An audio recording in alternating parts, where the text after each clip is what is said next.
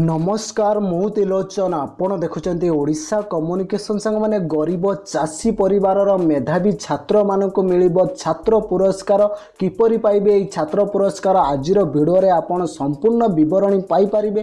ता पूर्व कही रखुची आपण जदि आम चैनल को सब्सक्राइब करना वीडियो तले थिबा नाली रंगर सब्सक्राइब बटन क्लिक कर सब्सक्राइब करनियंते एवं आसुथिबा नवा वीडियो नोटिफिकेशन पाइबा पई से बेल आइकन को दबाई दियंते।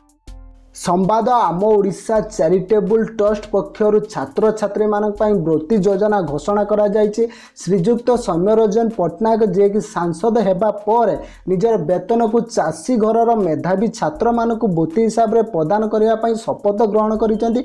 राज्य रे थिबा जेते चाषी घरर पिला माने मेधावी बा मैट्रिक परीक्षा रे भलो रिजल्ट करचंदी से माने एई योजना रे अप्लाई करि परिबे। सेमानकर जूनियर कॉलेज रो पाठ पढ़ा पाई 2 वर्ष को 40,000 टंका दिया जिवो। प्रत्येक वर्ष 20,000 हिसाब रे 2 वर्ष को 40,000 टंका मिलिबो।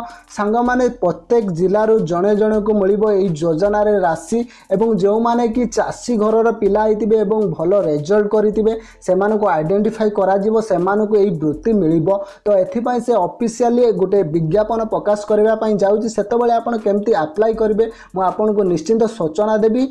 तो आज एतिकी जदि वीडियोटी आपन को भल लगी था निश्चिंत गोटे गोटे लाइक करंतु, सांग मानक सहित शेयर करनियंतु, चैनल को सब्सक्राइब करंतु। जय जगन्नाथ, जय ओडिशा।